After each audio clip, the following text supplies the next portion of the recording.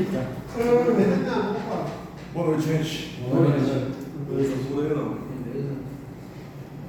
Beleza.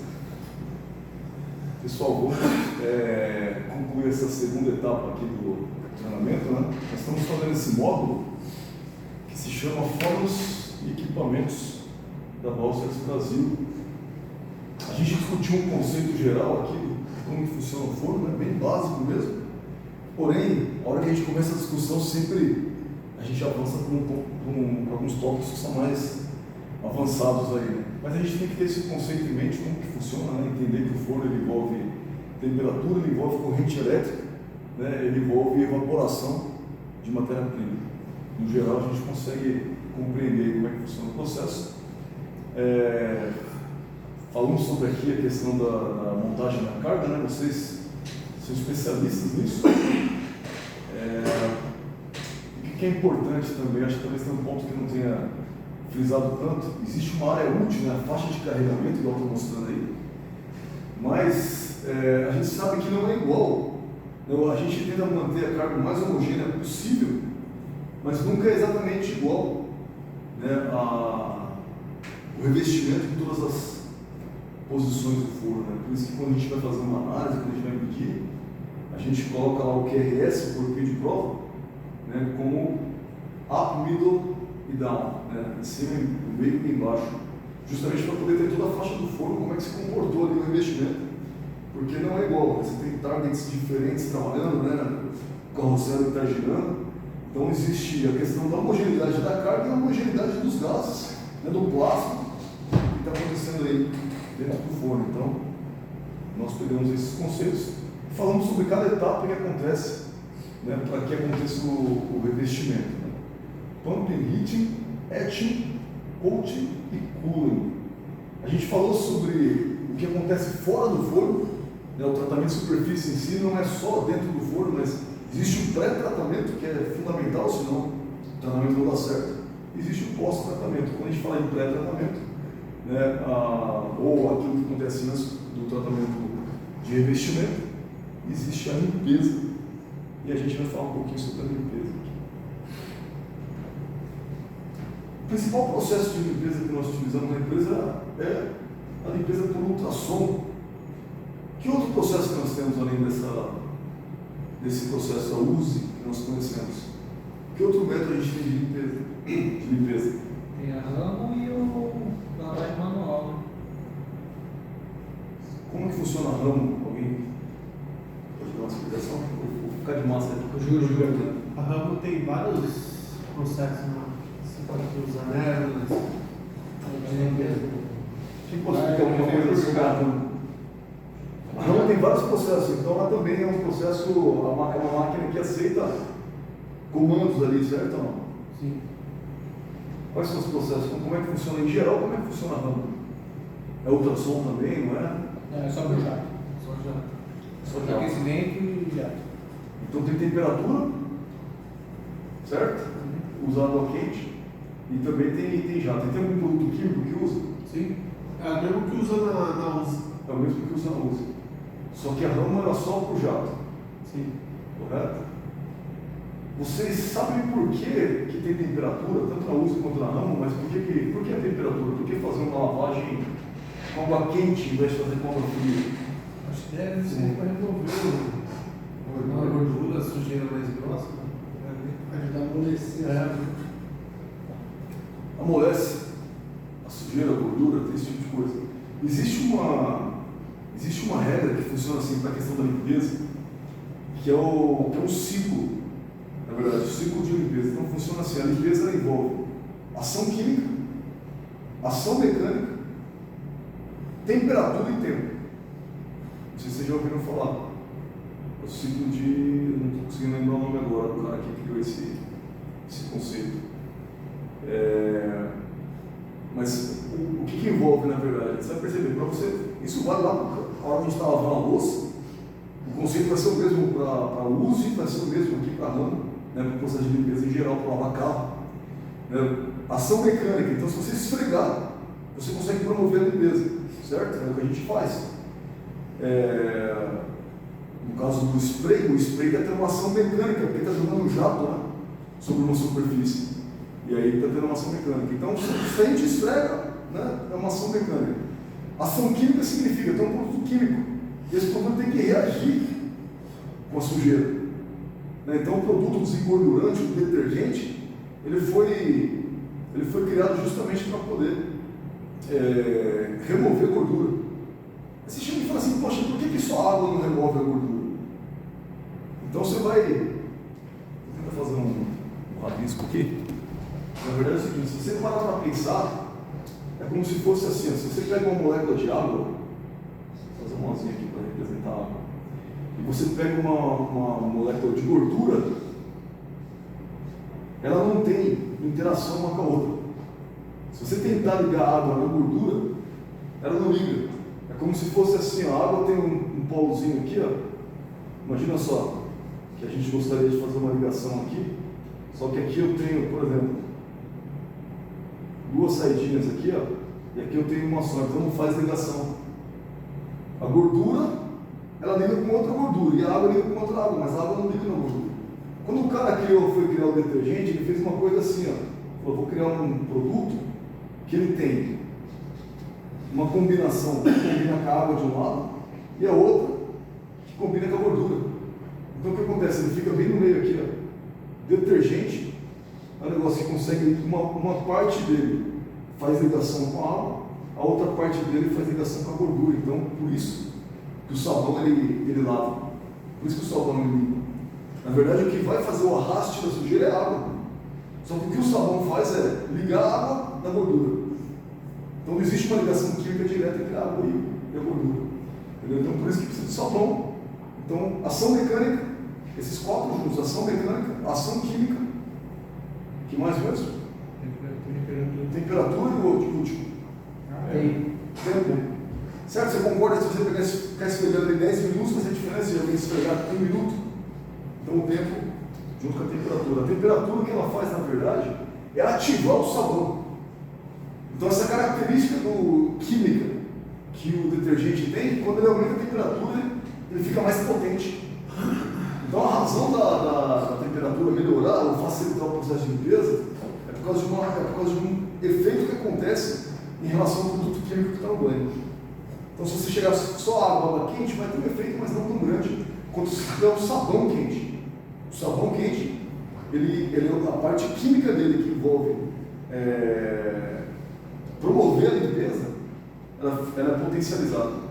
Por isso que a temperatura ajuda ele no revestimento. Alguém sabe o que é use? A gente fala use. O que significa use?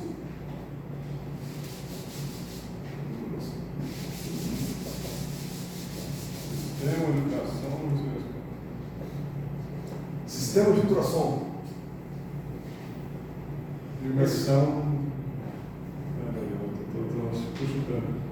Estava dando uma verificada, na verdade. O U é de ultrasonic, o S, vou confirmar, é de System, e o I é de Inc. É o nome da empresa. Fabrica Inc. É como se fosse a ideia de corporation. É corporação, não da empresa. Então, o USE tem a ver com isso. É o nosso limitado, apareceu com esse conceito que nós temos aqui. Então, a ideia de uso significa ultrassom. Alguém sabe o que é ultrassom? O que é isso? Ultrassom.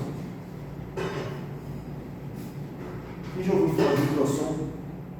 Exceto pela uso. Eu não estava grávida.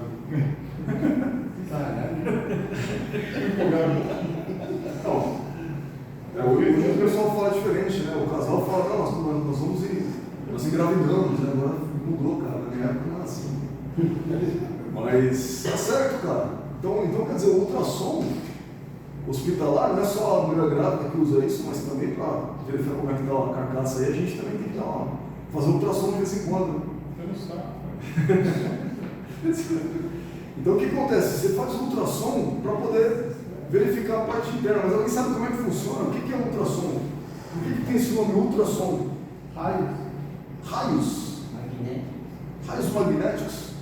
Então, por exemplo, alguém pensa assim, poxa, o ultrassom é parecido com radiação eletromagnética, né? Mas é diferente. São ondas. É diferente. Isso. Existe onda eletromagnética. É um negócio que você falou. Por exemplo, aqui tem micro-ondas. No micro-ondas lá em casa, né, na casa de vocês, para poder esquentar o alimento, são ondas eletromagnéticas. aqui, a onda eletromagnética também. O ultrassom ele emite ondas que ficam agredindo no caso da ferramenta. Isso. Mas que tipo de onda que é? Vibração? Exatamente, provoca uma vibração, mas que tipo de onda que provoca a vibração? Um banho, um líquido em algum lugar? Se a gente fala em ultrassom, que tipo de onda que é? Acho que ninguém demorou muito para pensar nisso. A resposta está aqui, ó. É som. Então você fala, poxa, então é um som. A gente está falando o quê? Sobre uma frequência de som, é igual barulho, igual a voz, igual um instrumento musical. É justamente isso.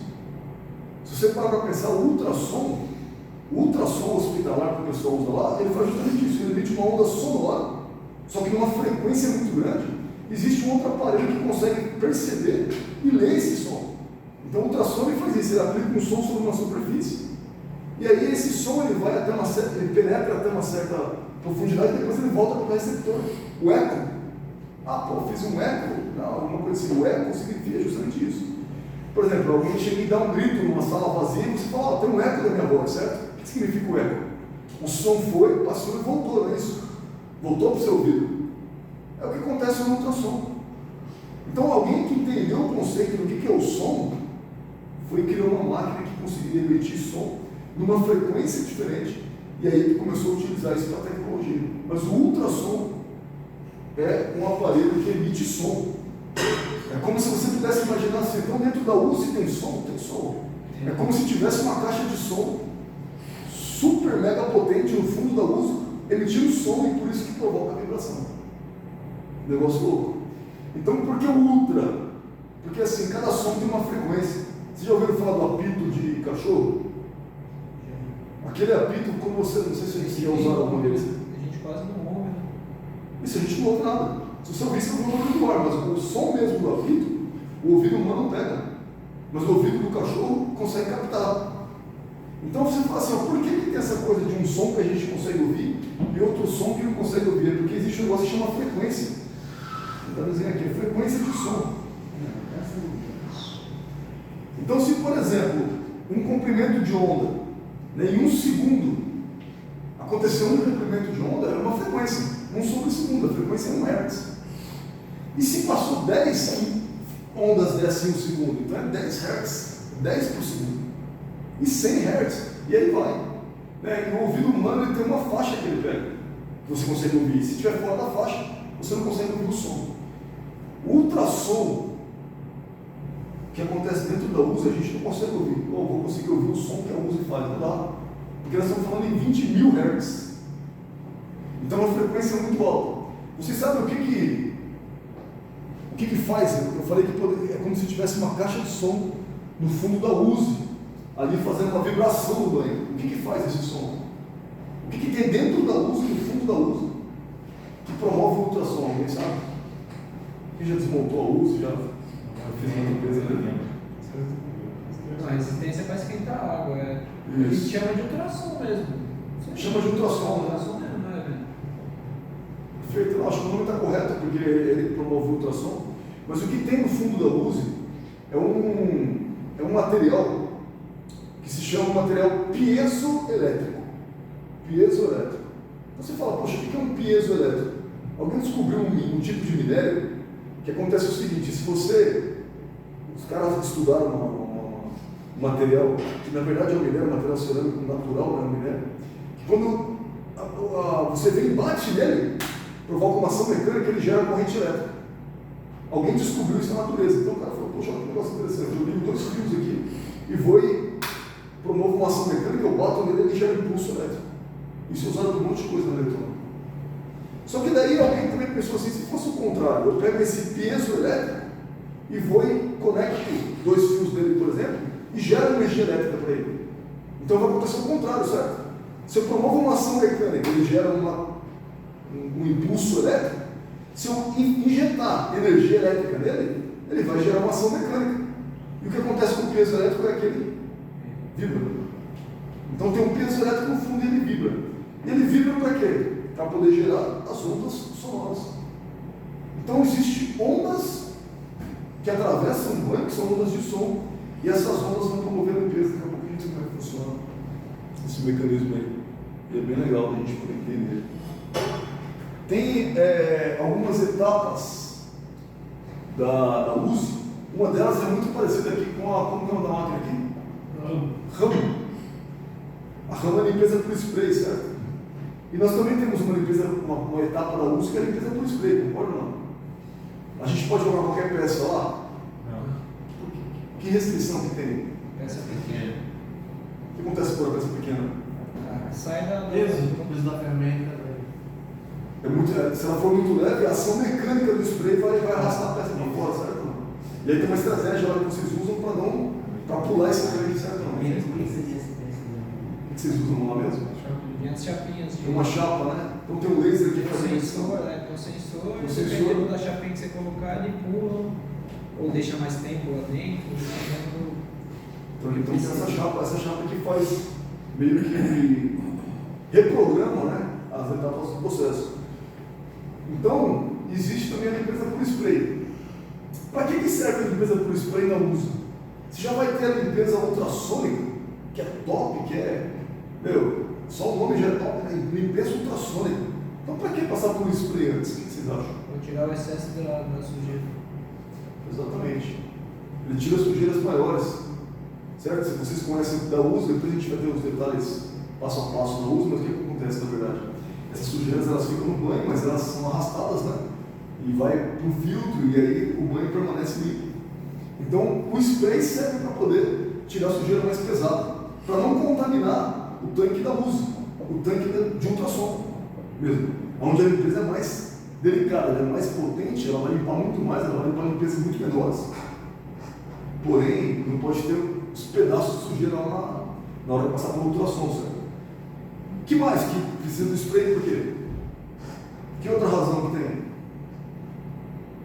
Limpeza de canal. É isso aí, cara.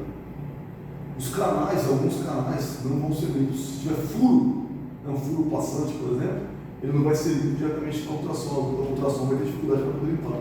Então precisa do spray para poder limpar canais. Precisa dessa primeira etapa aí, para poder garantir que as outras etapas vão ter sucesso. Aí tem o desengordurante, o que é? Produto químico. São os produtos químicos, certo? E o produto químico é o que, na verdade? Se fosse resumir, o que é desengordurante? Sabão. Detergente. Certo? Lógico que vai ter uma fórmula toda preparada para poder atender aí o processo, mas na verdade é um detergente e a gente percebeu por quê que a gente precisa de um detergente. Depois vem a limpeza ultrassônica, é o que a gente está falando. E por último não, depois tem o enxágue e por fim tem a secagem a quente. Para que tem que ter o enxágue? Para tirar o sabão. O que acontece se sobrar resíduo de sabão e aí finalizar o processo? Isso, marca a peça. Vai acontecer uma mancha, né? E essa mancha depois ela vai seguir o processo, ela vai entrar em carga e depois ela vai ficar por baixo da camada. E pode acontecer desplacamento também, certo ou não? Por causa desse resíduo? E pode acontecer corrosão também, como alguém falou aí, oxidação. A gente percebe, dependendo de qual que é o produto, né, qual que é a concentração de qual produto que ficou para poder formar essa mancha no resíduo, então ele vai promover uma oxidação e aí, dependendo do tempo que saiu da uso até entrar em carga, demorou muito, vai ter um efeito contrário, vai prejudicar. Né? Então por isso tem que ter um enxágue. E o enxágue é a mesma coisa, o enxágue ali tem que ter uma garantia de que não vai ter um acúmulo de sabão na água de enxágue. Né? Qual que é? Vamos ver quem consegue, quem trabalha com a uso aqui? Todo mundo? Não. Todo mundo tem que colocar Alguma coisa, sempre coloca, sempre desce na uso, né? Ou vai lá, alguma coisa. Existe uma necessidade que é o seguinte, por exemplo, a uso ela é sequencial. Vocês sabem que durante o processo, né, o carrinho, lá, o robô, ele nunca volta para a etapa anterior, certo ou não? Vai na primeira etapa, vai para o tempo 1, 2, 3, vai na sequência. Mas ele não volta. Agora, isso nunca acontece. Então, existe uma necessidade que é, cada vez que as peças vão passando para a etapa seguinte, não pode, você tem que garantir que ela está cada vez mais limpa, certo? Então, existe uma estratégia, especialmente falando de enxágue, que faz com que a sujeira do banho que está mais avançado, ela não venha, aliás, a sujeira do banho que está mais para trás, ela não venha contaminar o banho seguinte. Ou seja, cada vez que alguém fosse chegar e analisar o nível de sujidade do banho, cada vez que você vai avançando tem que estar mais limpo, correto ou não? Quantos banhos de enxágue tem aqui na nossa uso? 3. Tem 3, tá certo? Qual que é o mecanismo que tem na nossa uso que garante que isso não vai acontecer? Que quando a gente for do tanque, vamos chamar de 1, 2, 3, os tanques que são de enxágue, nós vamos garantir que cada vez o banho vai estar mais limpo, ou seja, com menos sabão, com menos resíduo. Que estratégia que tem na uso para garantir que isso não vai acontecer? Essa aí. Quem falou isso? Não, tem outro aqui antes. Cada A cascata no tem final. a cascata no final, né? Esse aí. É O que a cascata faz? Tem essa mensagem, né? Rinsagem, o que significa? A gente fala rinsagem que a gente portuguesou uma palavra, mas o que é rinse? Rinse. Fazendo barulho. Tá riscando. É o que a gente fala rinsagem, na verdade, a gente está portuguesando a palavra igual a gente costuma falar, né? Um monte de coisa que a gente puxa do inglês e inventa a palavra em português, mas é enxágue. Enxágue e rinsagem é a mesma coisa, porque rinse é enxaguar em inglês. Entendeu? Rinse, vamos falar assim. Então, a mensagem é quando o tanque que usa o DME. Correto. Como que é? É só no tanque onde usa o DME, lá, qual que é o... É a cascata. Que é pra evitar o 9, 10 e desgaste. 11. São os últimos 3 tanques. 9, 10 e 11. Isso, muito bom. Ou seja, nesses tanques, o que está acontecendo? Então, quem tem a cascata? Quem? Eu saquinho. É porque a água vai circulando. Isso. Mas os tanques, de alguma maneira, os tanques de enxágue, qual o número que é? 9? São os ímpares. É o 3, o 5, o 7, aí tem a cascata. 9, 10 e 11. Os tanques 9, 10 e 11, eles têm a cascata. Vai pro fim. Que aí vai alimento do DME. Só que aí a água do tanque 9 vai pro 7, o do 7 vai pro 5 e o do 5 vai pro 3. Então vai cada vez menos quantidade de DME, mas sempre tem. Muito Todos bom. os tanques de enxágue tem DME. Tem DME. Só que vai reduzindo, certo? Sim. Vai reduzindo. O DME é justamente esse, se tiver o resíduo, ele provoca a corrosão. Provoca a morte, provoca a corrosão. Ou seja, a cascata serve para quê? Para poder jogar do banho. É 10, 11 e 12. É 9, 10 e 11. 9, 10 e 11. Então, o do 11, ele deságua, vamos falar assim, no 10. E o 10 deságua no 9. Mas o contrário nunca acontece, certo? É impossível. Então, por isso que a cascata vem nessa direção. Para a questão de contaminação. Então, é isso. E vocês conhecem bem como é que funciona o uso. Já estamos especialistas. Mas existe uma coisa que é interessante da gente estudar. Por exemplo, a gente falou que a limpeza envolve ação química e ação mecânica. Envolve tempo e envolve temperatura, certo? Mas quando a gente fala uso, a gente fala em que tipo de, por exemplo, a gente está fazendo um processo químico de limpeza que também existe, é apenas ação química. Quando a gente fala uso, a gente está falando em que tipo de ação que promove a limpeza? Ação química ou mecânica? As duas. Química porque tem o detergente, certo? Tem o desengordurante, então tem uma ação química de limpeza, tem a temperatura para poder melhorar, tem o tempo que é programado no processo. E tem a ação mecânica, mas como é que acontece a ação mecânica? Uma escova, a ação mecânica é escovar. O robô subindo e descendo, então a ação mecânica seria uma espécie de agitação, mas na uso não é agitação que faz a limpeza. É bolha. Esse processo sempre existe. Existe alguns processos de limpeza que envolve agitação. Então o robôzinho ele poderia ficar agitando e aí ele promove uma limpeza por agitação. Porém, na uso não é assim. É bolha. Bolha. Mas o que a bolha faz? Ultrassom. A ação mecânica é ultrassom vibrando. Então, o ultrassom, ele promove ondas de som, que é o que a gente falou. Na verdade, se fosse olhar de perto aqui, no fundo vai começar a formar uma série de ondas. É o movimento que faz. Essas ondas... Não, isso não promove a limpeza. Isso é mais para deixar o banho homogêneo. Essa coisa de sobe e desce acontece mesmo. Mas o que promove a limpeza não é movimento. Se você só movimentasse, desligasse o ultrassom, ele não ia limpar. Ele não ia conseguir limpar. Para poder limpar em nível microscópico, porque é isso que acontece, a USI faz isso. A USI, ela não faz só uma limpeza, ela faz uma limpeza microscópica. É isso que a gente precisa entender. Ou seja, se tiver uma sujeiridade lá que você só vê no microscópio, é essa daí que ela vai tirar. Porque o restante o enxágue lá, o spray tira. Né? Mas quando a gente fala uma limpeza que é difícil de tirar, é muito fina, E essa limpeza microscópica, se ela for para o forno, ela promove um desplacamento.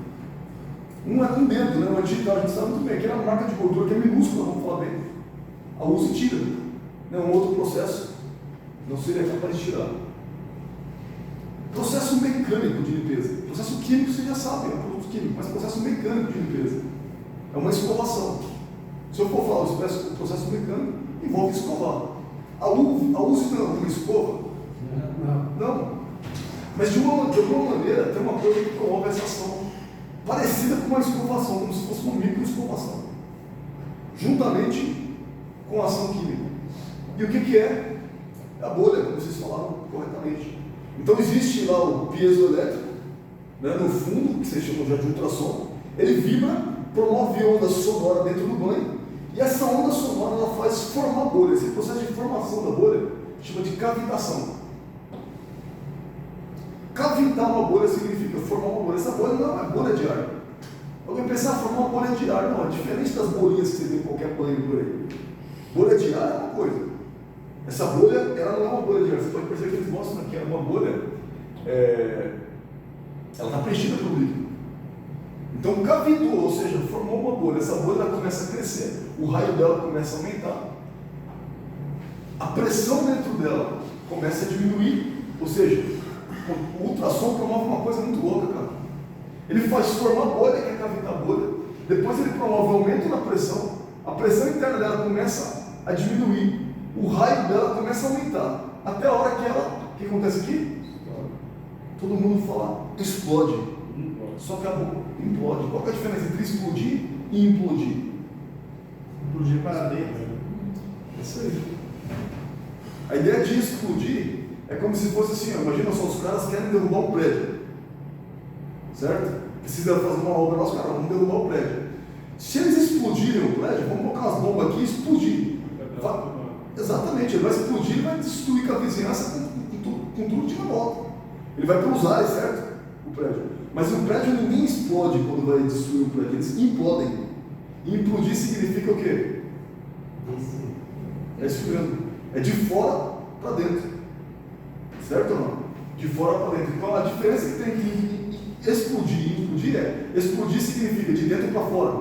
É isso que acontece. A pressão vai de dentro para fora. Explosão significa uma pressão interna lançada para fora. Implosão ao contrário, uma pressão externa vem para dentro. E aí ele implode ao invés de explodir.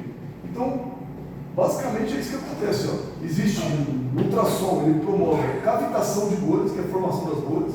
Essa bolha, ela, há um momento em que ela aumenta de tamanho, a pressão interna dela ela diminui e chega uma hora que ela implode. Ou seja, esse estouro dela implodir, vamos falar assim, acontece quando ela está em contato com a superfície. Então, esse mecanismo que acontece aqui é uma ação mecânica, é como se tivesse uma escova molecular aqui, minúsculo, impossível de enxergar.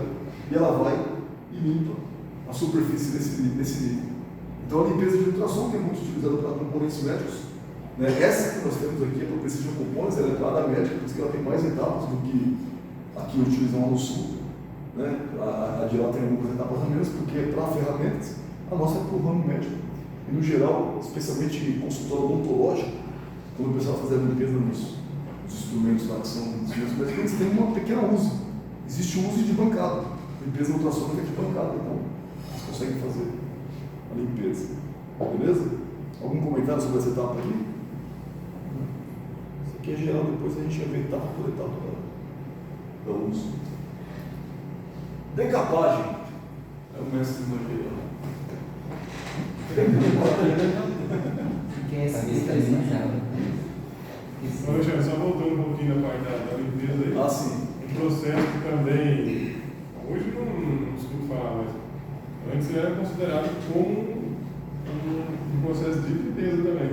Além de ser o pré-tratamento, o microtratamento também é um processo de limpeza.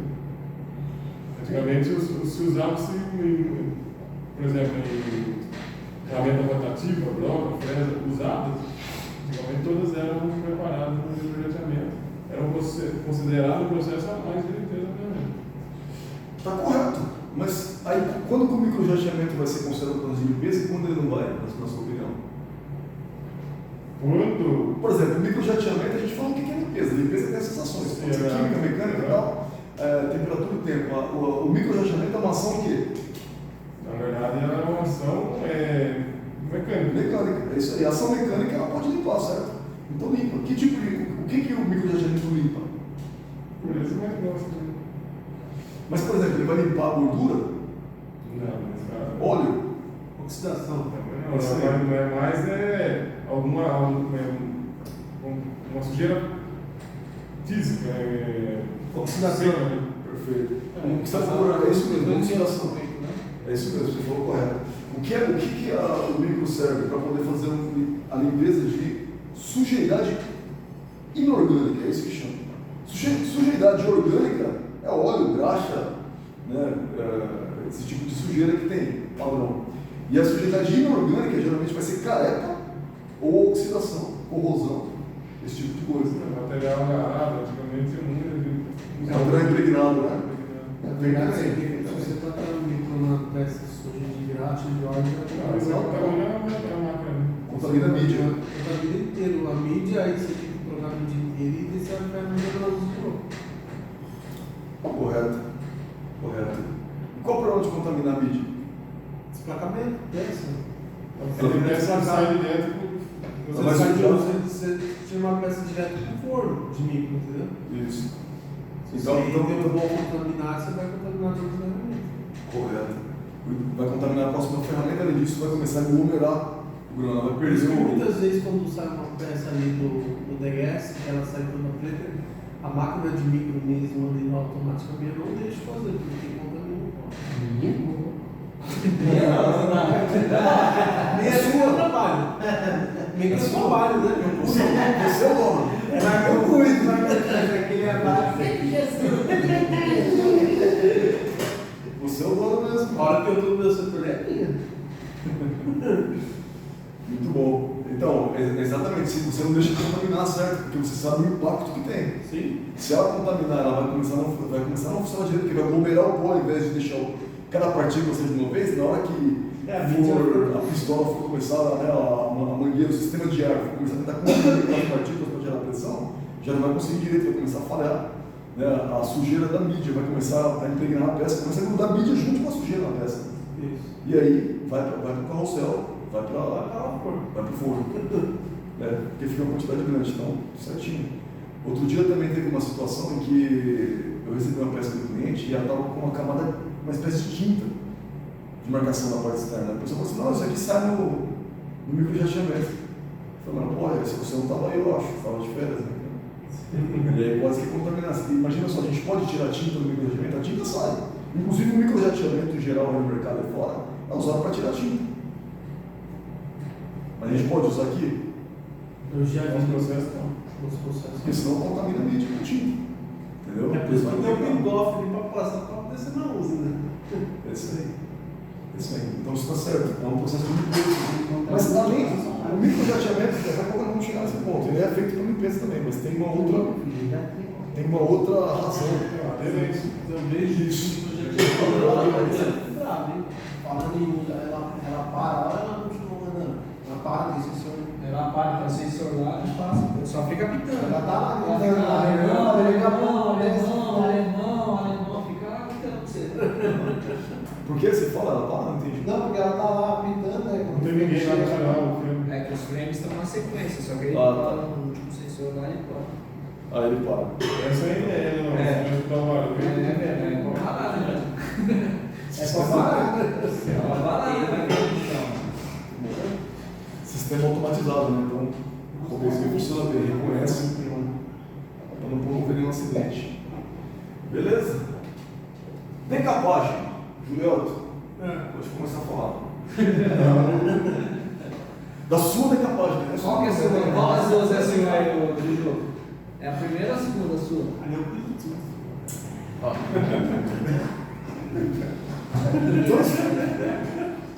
Nós temos dois processos basicamente, SP310 e SP610, certo?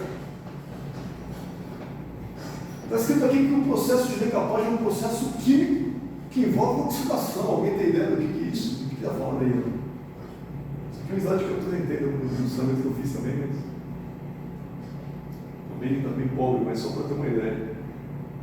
A decapagem é um processo químico que envolve oxidação. O que significa isso? Você faz uma decapagem com o objetivo de deixar a peça sem oxidação, certo ou não? Bem limpinha, mas nós estamos falando de oxidação. O processo promove a oxidação. Na verdade, existe processo de oxidação é o nome de uma reação química. Existe a reação química de oxidação. E o contrário de processo de oxidação é redução. Existe uma reação química de redução. Então, por isso que ele é chamado assim, o processo químico de oxidação, porque é o que acontece com a camada. A camada, se ela oxidar, ela vai, na verdade, reagir com um produto e ela vai dissolver. A grande sacada do produto químico que consegue tirar a camada e fazer a decapagem é porque ela é capaz de dissolver a camada. Essa é a grande ideia. Né? É uma camada dura, vocês sabem disso, falou sobre isso. Né? Mas quando eu entro em contato com o material. É como se fosse uma corrosão. É como se fosse uma corrosão só da camada. Só da camada. Então, o que o químico faz quando ele fala assim? Se alguém falou, olha, a gente tem aqui uma camada X e precisa fazer um banho de decapagem. Ele foi estudar o que reage com o nitreto de alguma coisa que nós temos aqui para poder promover a reação química de oxidação e, portanto, dissolver ela. Se ele reagiu, ele vira uma outra coisa, um outro composto, e esse composto já não é mais aderente, já não tem boa adesão na superfície, ele começa a se desprender esse novo composto que formou. Então, uma reação química, o processo químico. Isso. Quando que usa o SP310? Quando que usa o SP610? Quando usa SP310? Isso, quando que você usa o 310? Como que você sabe? Opa, esse aqui eu tenho que usar o 310. Opa, esse aqui não, é o 610. Cultura, então, investimento, de acordo com a tabela, depende do revestimento. Isso. Então você tem em mente uma tabela e fala, opa, esse aqui eu sei. Mas e chegar um revestimento novo? Chegou um revestimento novo, e agora? O Corona Evo, e aí? O Corona Evo eu sei que já faz parte da Corona, né? A gente já coloca também para o número 610. O Mayura, chegou o Mayura. Chegou um revestimento totalmente novo. Criaram um revestimento que chama Labirinte Juju. Então a gente tem que ver a tabela dele, né? Tudo bem, mas e se não tem tabela? Vou te dar um exemplo agora. Chegou um revestimento. E o concorrente? O concorrente não tem revestimento, pode ser do novo nosso. Fizeram um labirinte novo aí. E aí você consegue analisar esse revestimento. Porém, não está na tabela, não está no lugar nenhum, não tem catálogo. Então, e alguém falou para você que é capaz. O que a gente faz, primeiramente, né? Uhum. O medo é da reação. Correto. A gente, assim, a gente já tem ali, a gente coloca no peróxido primeiro. Se não der reação, a gente vai deixar lá a quantidade de tempo certo, que é os 15 minutos. Aí tira a ferramenta e olha como ela está. Se a ferramenta tem na corrosão, o investimento é ali. Certo. Se caso não tiver a corrosão da ferramenta, aí tem que passar na limpeza de novo com o outro tanque.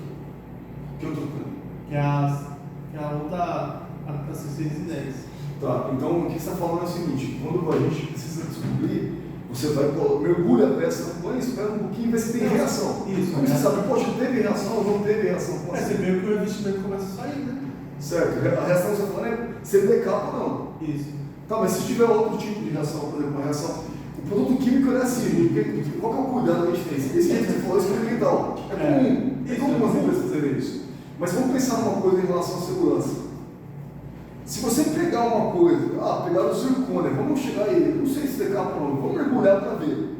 Dependendo do produto que você tem na camada ou no material, se você mergulhar, talvez a reação que vai formar ali, ela vai formar um gás venenoso.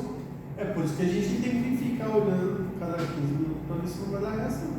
Então, mas talvez a reação não seja uma reação de decapagem. Seja uma reação que vai formar, por exemplo, ela pode borbulhar e gerar um gás que é venenoso. Você nunca sabe o que vai acontecer. Reação química.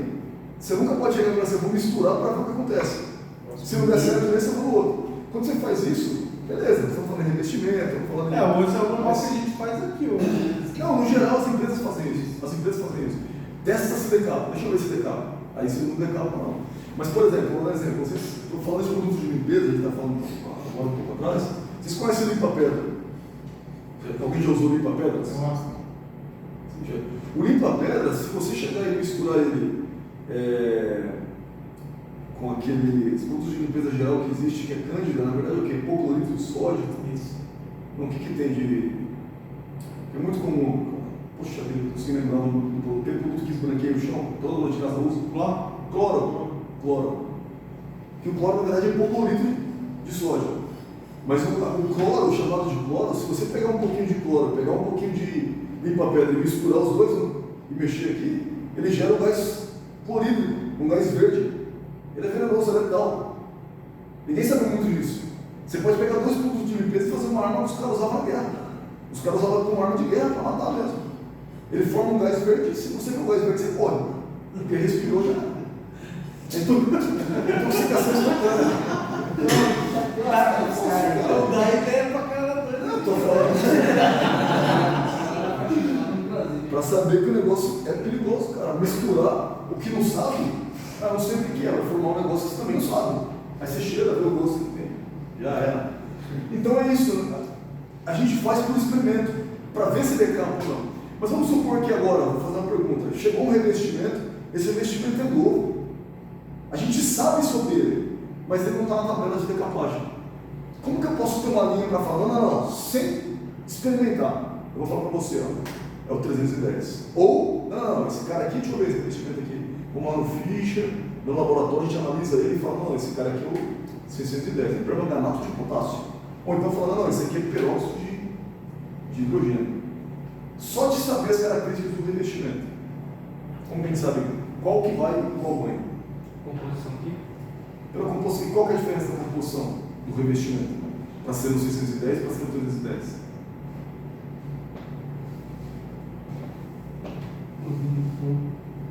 Isso. Tem dois elementos que são os principais, que são os elementos base. Temperatura. Não, tem dois elementos químicos. O cromo Isso. e o titânio. Cromo e titânio. Matou. Cromo e titânio. Cromo e titânio. Cromo, se for a base de cromo, decapa onde? 610. É, 610. 610. Alguém estudou que o permanganato de potássio, esqueci de traduzir ali, o permanganato de potássio, ele reage com cromo. Isso. Então ele vai reagir com qual? Qual crona? 610. Ó, o cromo. Vai reagir com a crona, porque ele tem cromo e tem alumínio, certo ou não? Isso. Se ele reagir com o cromo, não reage com o alumínio, talvez. Não importa, porque o cromo está ali presente. Se ele reagir com o cromo, ele vai começar a tirar o material cromo. Logo a camada toda daqui a pouco sai. Correto? Formeira, né? Croma Plus, Modena, todas essas são a base de cromo. As camadas são diferentes, tem vários compostos, mas são a base de cromo. Nunca você vai encontrar, ou raramente você vai encontrar uma camada que ela é feita de titânio, que ela tem a base de titânio e a base de cromo ao mesmo tempo. Não. Ou é a base de titânio ou a base de cromo. Mas se formeira e cromos aí só decapa na aquecida, porque normal não decapa não. Então, se você deixar o Formeira e o Formeira Plus, né? Se você deixar no normal, qual que é aquecido? Qual é o processo aquecido? Aqui tem um 610 e 310. É tipo 610, mas é aquecida, ela fica quente. Isso. Sabe qual que é o nome do processo? Que é aquecido? 70 graus. SP o quê? 611. Acho que é isso. O SP 611 ele é igual ao 610 só em alta temperatura.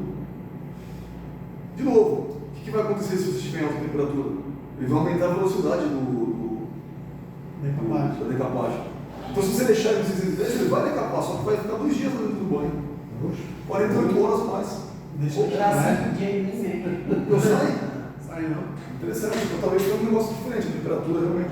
Talvez tenha que deixar muitos dias. Então a ideia de você aumentar a temperatura, Então, porque não sai. de novo, você potencializa a reação. Você potencializa a reação. A reação Mas química mesmo na solução não sai. não sai mesmo. Você já deixou quantos dias? Você lembra da experiência? Ah, não tem. Uns 2 dias? Já. Não sai mesmo. Não sai mesmo. Talvez se você tivesse ido lá medir a camada, talvez seja diminuído um pouquinho. Tinha tirado metade da camada. Não sai, né? Mas não sai mesmo. Então tem que ser o processo aquecido, é isso aí. Então é isso, ó. Base de titânio. O cano aquecido deixaram uma brocha sempre aí, né? Esqueceram lá. Jogar lá dentro. Mas já Deixaram só um esqueleto dela. Falando sobre decapagem. Decapagem de metal duro. Pode fazer ou não pode? Pode. Pode, mas não. Aqui não, mas pode. Aqui pode. Pode sim. Quando a gente fala pode sim, mas depende do processo. Né? Nós temos dois processos aqui, 310 e 310. Pode decapar metal duro ou não? Não. Pode 310. Mas é solução fria. No 610 Ah. a gente faz decapagem de metal duro. No Certo. 310 a gente não faz decapagem de metal duro. Ah, certo. Mas não faz. Certo. Já vocês foram feitos? É doido? Talvez seja feio. Rapaz, agora que eu tenho quantos anos ali? Então 310 você mata a peça, filho. Ela é solução fria, cara. Então vamos lá. No 610, então, a gente faz decapagem de metal duro. Metal duro vai estar revestido com o quê? De cromo. A base de cromo. Por exemplo, a croma, certo? Então quando a gente tem um caracol para decapar, ao cromo a gente decapa sem problema. Sim. E por que não... Quando você decapa, qual que é o problema de decapar metal duro? Reage a peça, né? Hã? Corrói o material. Isso. Ele ataca também. Perda de material. Ele ataca também o metal duro. Isso. O metal duro a gente viu que ele é formado de carbeto, tungstênio e de cobalto, certo? Então ele ataca o cobalto primeiro e depois ele pode chegar a atacar o carbeto e tungstênio. Então ele vai deixar o quê? A superfície toda porosa. Porque ele vai atacar um e não vai atacar o outro na mesma velocidade. Entendeu? Então ele corrói também o substrato. Diferente do aço. O aço se mergulha lá para ele corroer, não demora muito, né? Não tem muito perigo. Mas o metal duro não, ele reage. Quando a gente faz a decapagem do ST610, quando a gente faz a decapagem do ST610, ele vai ter um ataque na superfície do metal duro. Só que daí como é que a gente elimina esse problema? Tem. Hã? Como assim? Você decapou no 610, você decapou no 610 o caracol. Ficou beleza, só que é o seguinte, ele atacou também o metal duro, ele atacou um pouco a superfície. Perde o brilho, não perde? Você não percebe isso? Sim, perde. Se perder o brilho, significa que ele atacou a superfície. Não dá mais lisa. Ficou fosca. Isso. Então, se ele ficou fosco, quer dizer que ele atacou e agora a superfície está comprometida. Como é que você faz para poder corrigir isso? É isso aí. Então, se você vai fazer um microjateamento depois, aquela camada que foi corroída, você vai eliminar ela. Então, o micro tira material muito pouco, mas o que o 610 tacou no meio do material é muito pouco, é menos ainda. Então, quando você faz um micro, você retira aquela camada de óxido escura que se formou. E aí você volta à condição normal da ferramenta. Então dá para decapar no 610. E no 310? Não decapa. Não decapa. Metal duro. Ela mata o cara. Decapa assim. Decapa ou não? Metal duro não. Legal não decapa. Decapa. Aí você decapou o quê? Uma vez já? Eu sei que você decapou, cara.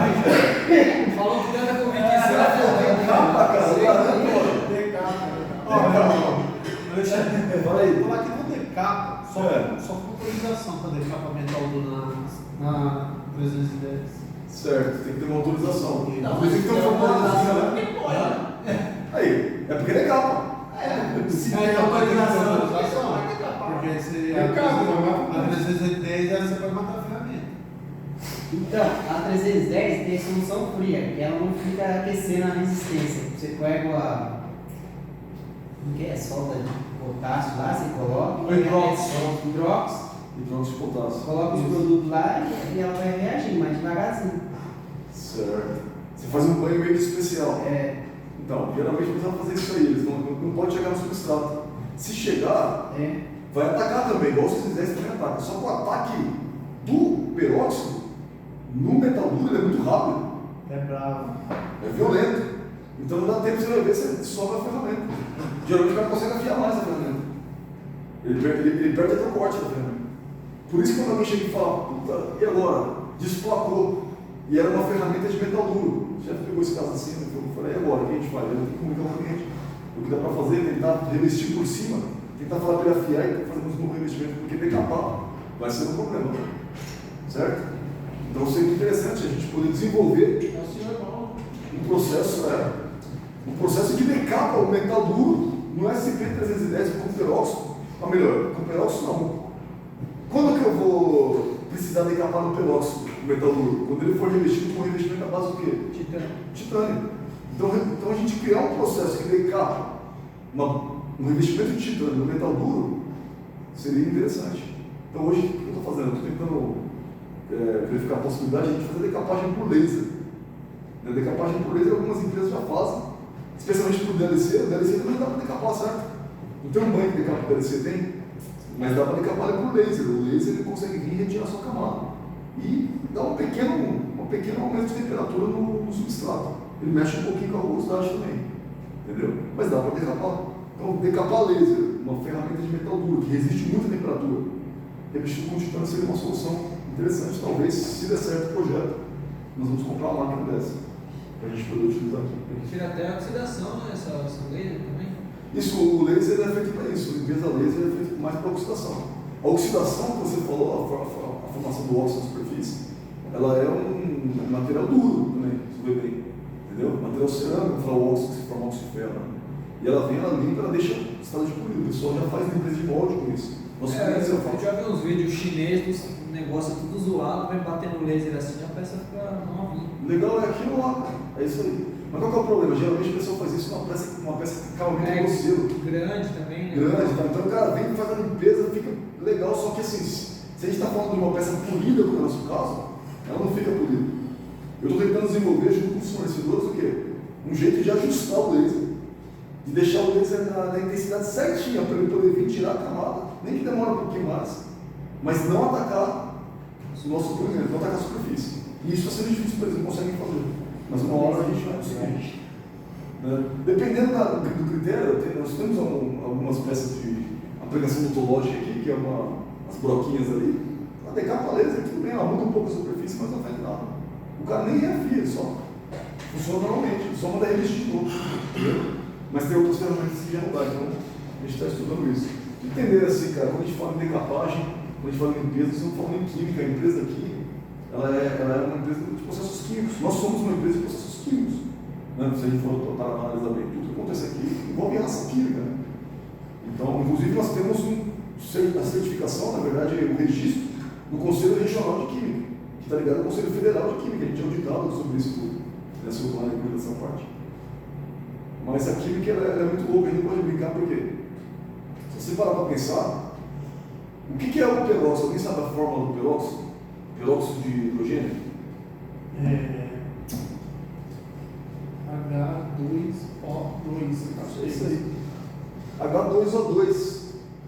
Ou, se você for na farmácia, você compra H2O2. Como é que chama aquilo? Isso aqui é vendido na farmácia, mano. Fica assim, não tem concentração. Não é o que as mulheres usam. Oxigenado. É água oxigenada. É isso aí, para descolorir, né? A diferença que tem é só a concentração. Então, se você parar para pensar assim, poxa, mas se tirar uma. Com o cabelo amarelo nunca.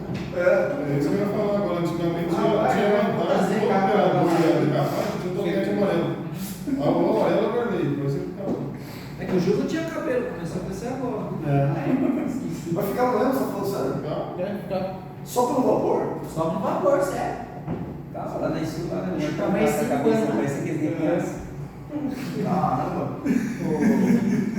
É o vapor, cara, é perigoso, então, né? A gente não pode. Isso lá.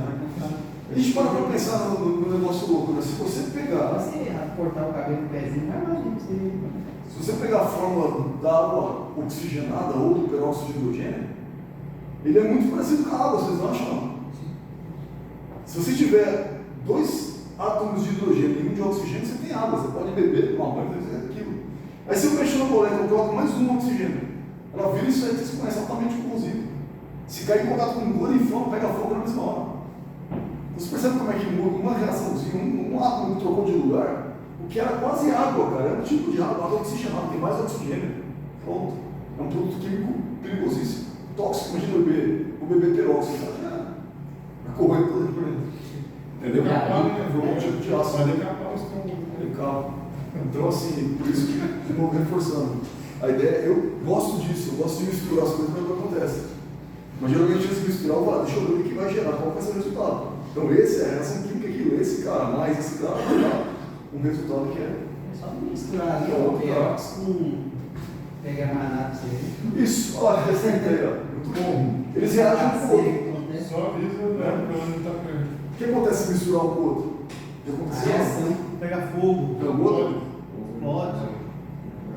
Acontece uma reação de turbulência, né? E aí tem que reverter imediatamente. O que acontece se alguém chegar, por engano, jogar um pouquinho de permanganate dentro das primeiras ideias? O que você faz? Eu? Eu vou.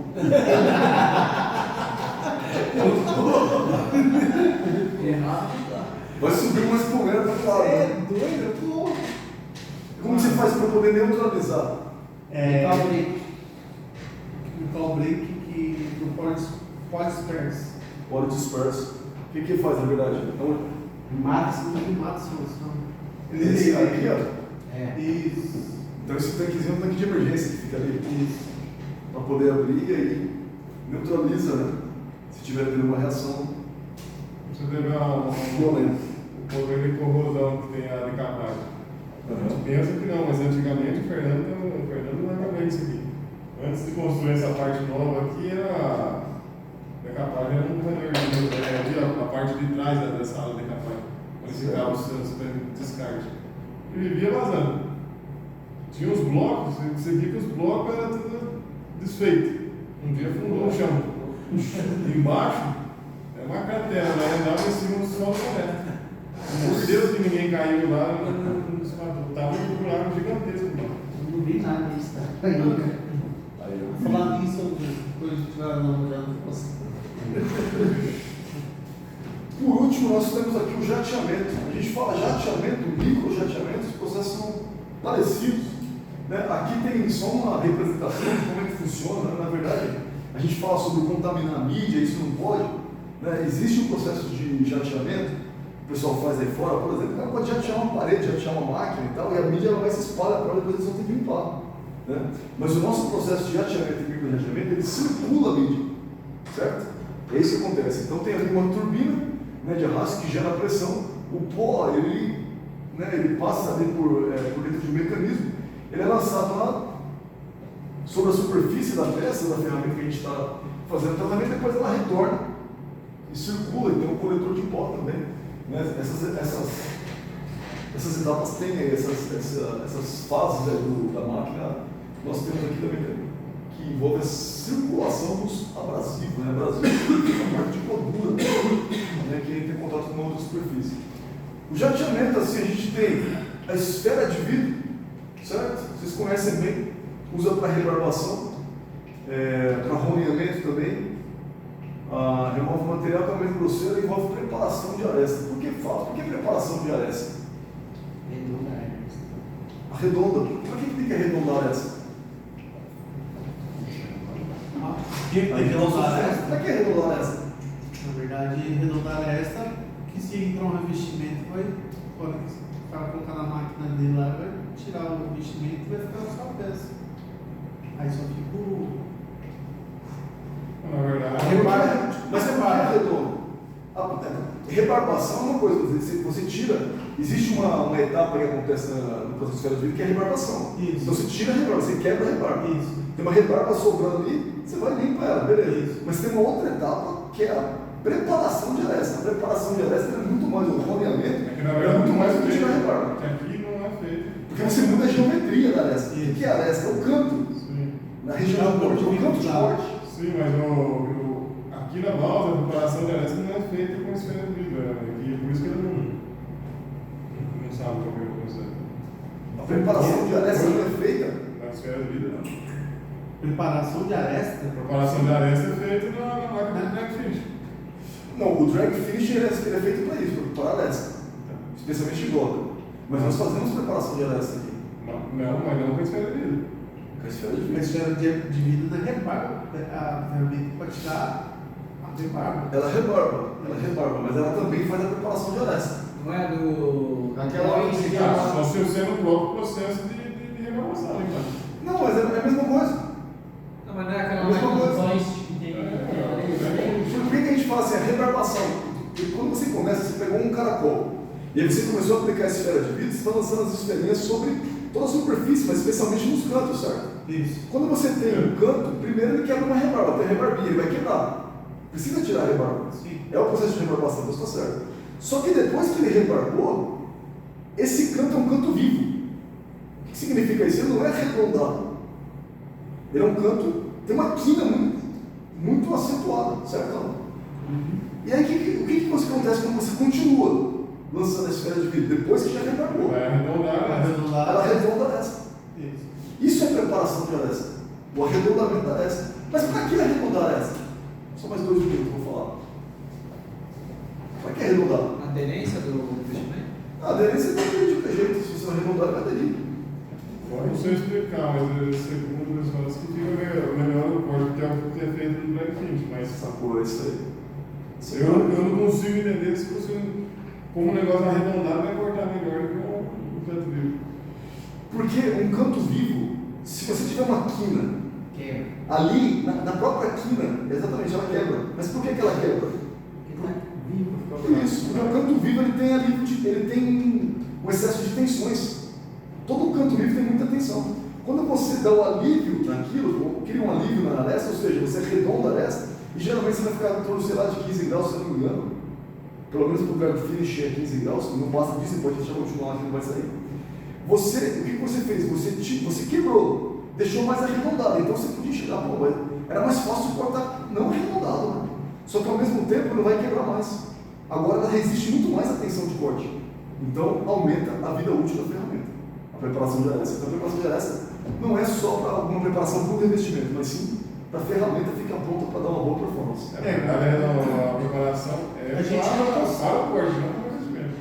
A preparação para o corte, não para o revestimento, exatamente. A gente não tem ferramenta para medir a aresta aqui Não. A gente não tem ferramenta. Para medir não, mas nós conseguimos ver a aresta. Não, sim, a aresta. mas medir a aresta não. Para poder medir a aresta, precisa de uma ferramenta chamada limpona. A limpona, a Esclarece não tem.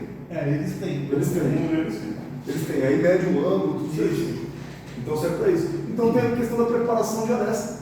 É para isso que serve esfera de vidro. Então a gente precisa saber a diferença. Quando que eu uso microjateamento e quando que eu uso esfera de vidro? O microjateamento é para limpeza, você já falou isso aí hoje. É um processo de limpeza para remoção do quê? De óxido, que você falou. Né? Remove menos material se comparado à esfera de vidro, porque o Brasil é menor, certo? É mais fino também, 3 bar. Né? No microjateamento a gente usa óxido de alumínio e na esfera de vidro usa vidro. Né? As esferas são feitas de vidro mesmo, e vidro é um material feito à base de silício, óxido de silício. Né? É diferente o material. O que eu não posso colocar na esfera de vidro, no processo de esfera de vidro? Que tipo de ferramenta? Por que eu não posso colocar metal duro na esfera de vidro? Porque não pode o quê? Eu posso pôr metal duro na rebarbação? Não. Esfera de vidro? Não. Mas não precisa rebarbar? Não, porque ela já é. Ela arredonda a aresta e tal. Não tem rebarba. Oi? Não gera. Não tem rebarba, muito bem. Não precisa rebarbar. Mas e se eu esquecer e falar, vou colocar só por colocar? Estraga o corte. Você vai. Fica, porque ele é duro, vai bater. Exatamente. O aço ele é maleável. Quando você faz esfera de vidro, ele começa, naquele canto, ele começa a arredondar, ele começa a desgastar, ele começa a deformar e começa a arredondar essa. O metal duro ele é muito frágil em relação a impacto. Se bater, ao invés de arredondar essa, ele vai formar um monte de microtrinca na aresta, vai acontecer o contrário. E aí você vai ter a perda do corte, baixa performance, ao invés de alta performance. Você vai matar a ferramenta. Beleza? Então não se faz preparação de aresta em metal duro. Beleza? É isso aí, gente. Valeu. Então, mas nesse